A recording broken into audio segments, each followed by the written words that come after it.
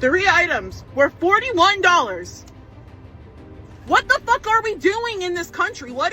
So spar with your secret language, you just farted on the top of your Okay, now say some stuff. The inflation in Canada is wild. Oh, no, no, hell no, no. Absolutely fucking baffled at the prices at Co-op here. These were 50 cents back in the fucking day. This is actually crazy. How the fuck does this make sense? You have these chocolate milks at 750 milliliters.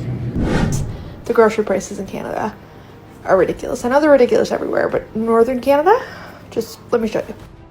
Welcome to Canadian Rant. Let's talk about the crisis staring every Canadian square in the face every single week. Groceries, food, survival, the most basic human need, and somehow the most painful bill in the country. Canadian food prices make absolutely no sense anymore. The cost of living is exploding while the quality of life is shrinking. Families who've never struggled are now counting coins at checkout. Parents are skipping meals so their kids can eat. People are driving across borders, hunting sales, using coupons like it's the 1920s, and still coming up short. $100 used to fill a cart.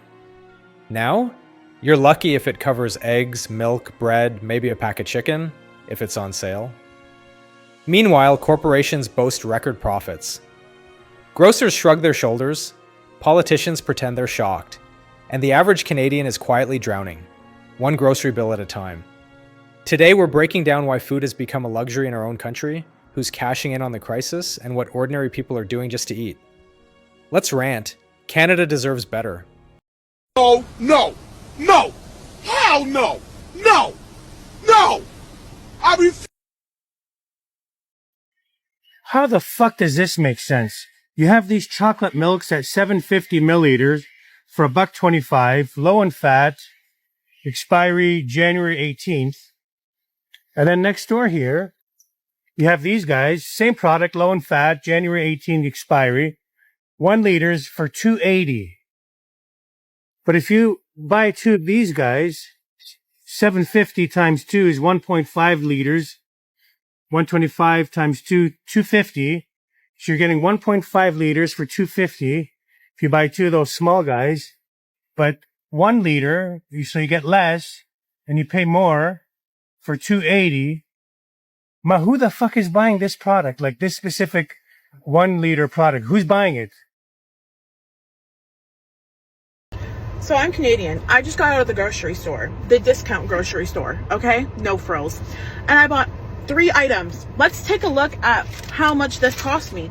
3 items. And then I will show you what I bought afterwards, okay? $41.01. You see that? I bought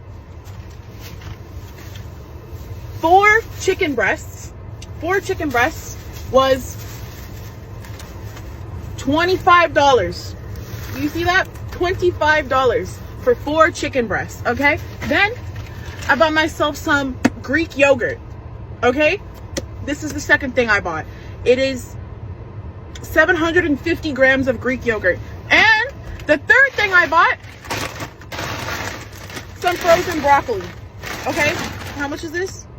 1.75 kilograms of frozen broccoli.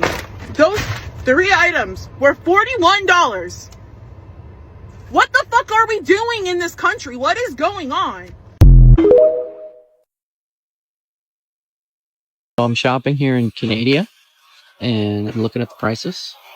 This meal right here is $2.97. $2.97 Canadian. So it's actually like a $2 meal. It's unbelievable. Look, and they're healthy. $3. $3 for this whole meal. And look at how big some of the portions are. It's crazy. The inflation in Canada is wild. 4 Popper Granite, guys, for $25.99. Isn't that insane? We all need a side hustle. I'm absolutely fucking baffled at the prices at Co-op here. $10 for Fruit Loops. It's not even a big one.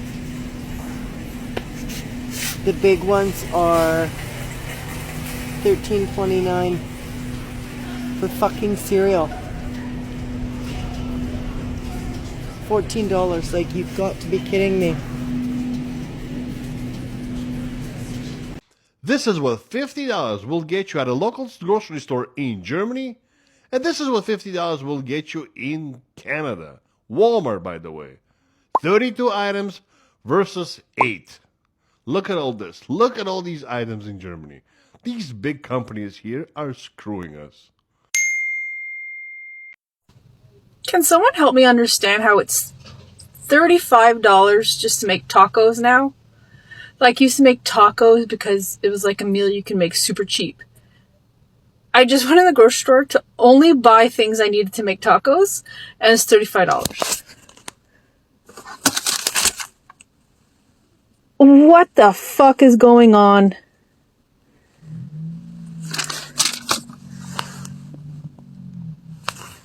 This is fucking nuts. Here is how much a family of 5 living in Canada spends on groceries weekly. We started by going to Express Ridge Dairy, which is like a dairy farm. They have great deals here, and we got milk and maple syrup for $28.25. Then we went to Walmart, and we were here for medical prescriptions, but we ended up getting some fruits and vegetables, which came to $69. So the total so far for this amount of groceries is $94, but we're not done. Our final stop of the day is at Freshco.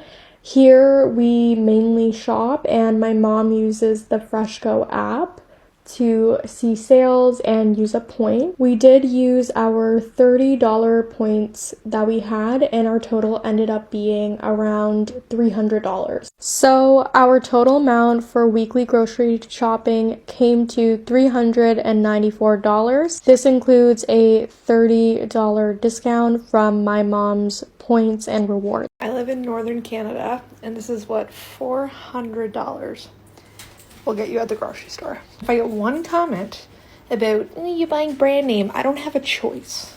We have one grocery store and a Walmart, which is not a Walmart superstore. We have like dry food at Walmart. So shut your mouth if you're gonna be mean. Otherwise, I just want to show you this for educational purposes because the grocery prices in Canada are ridiculous. I know they're ridiculous everywhere, but northern Canada, just let me show you.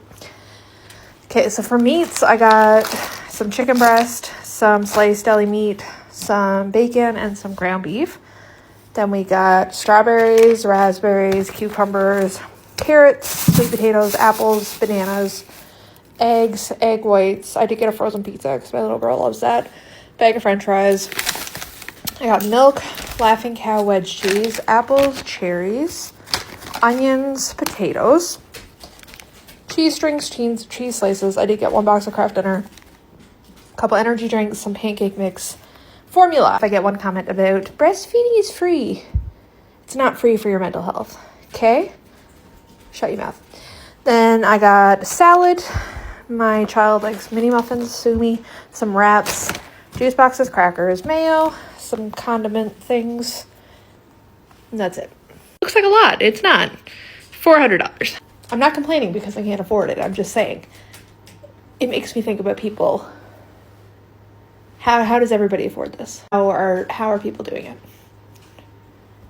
I want to feed my kids healthy food, so this is what it costs. What the fuck? Let's take a look. So this is our favorite. $72.35 for 2 steaks. Oh look, I can get a $20 steak here in Canada. Oh, lucky me. $17.49 for that. You gotta be kidding me. Oh my god. $30.99 for a can of nabob. Why wouldn't it be less than 30, of course? $13.49 for a box of Harvest Crunch. I guess they had a power outage. I'm gonna have to check the dumpster. Well, here we are at Walmart. And look at, hey Bob, $34.97. Yo, maybe I'm fucking crazy, but yo, $3.49 for these? My word, these were 50 cents back in the day. These were 50 cents back in the fucking day. This is actually crazy. All of them. Nah. The frozen juice mix that you have to mix yourself is $3? Nah, my nigga. This is bad. There's this TikTok going around of this Canadian lady who went to a No Frills in Ontario and paid like $44 for like 3 items. But the big ticket item was like chicken breasts for $25. And the comments are kind of what you'd expect. There's a few people blaming the Westons, but a lot of people are like, it's the Liberals. This is what you get for voting Liberal and not Conservative, which is deeply ironic because the food price, like the food inflation issue with meat products in particular, is not going away. Like there's a few reasons why chicken is expensive, but a big one is the fact that there's just a higher demand for the product, and that's because beef prices are so expensive. And beef prices are expensive because of extreme, increasingly regular droughts, which is killing the availability and cost of feed, which is forcing herders to reduce their number of cattle, which means that there's a smaller number of cows relative to the demand for meat products. And so more people are seeking out chicken, and now there's a higher demand on chicken. And chicken also faces a climate change related issue with things like avian flu, sometimes requiring the culling of coops and all that sort of thing. And the irony of thinking if you vote conservative, these prices are going to go down is that the conservatives will just double down on fossil fuel emissions, which is obviously a global problem. It's not just a Canadian problem, but they'll also get rid of our supply management system, which will eradicate small farmers, increasingly concentrate the number of agricultural producers, raise costs probably even further, or at least lower the quality of the product at the same time, and probably threaten people's health and safety. But it's also, equally important to talk about from the left perspective, like, going after people like the Westons, although obviously there's a lot of profiteering in the grocery market, and I think the idea of like a public grocery store option is interesting. I don't know much about it. I don't even know how feasible it would be. It doesn't address the core underlying issue. And you have to talk to Canadians no one is being honest with Canadians about grocery prices. Nobody is being honest about the underlying causes. No politician will talk about this issue because it's not something you can just elect a new government and fix. This is because of years and years and years of governments trying to give people instant gratification and ignoring the long-term, extremely complex and international issue of climate change. And I feel like we've created a voting populace here in Canada that feels entitled, right? There's a certain entitlement. And what we're avoiding certain underlying core factors that are the result of years and years of neglecting to address long-term issues because they're hard and because they require a lot of upfront investment that pays for itself down the line. That's not how politics works. And so you get these TikToks of people who are angry that they're paying so much for poultry at No Frills.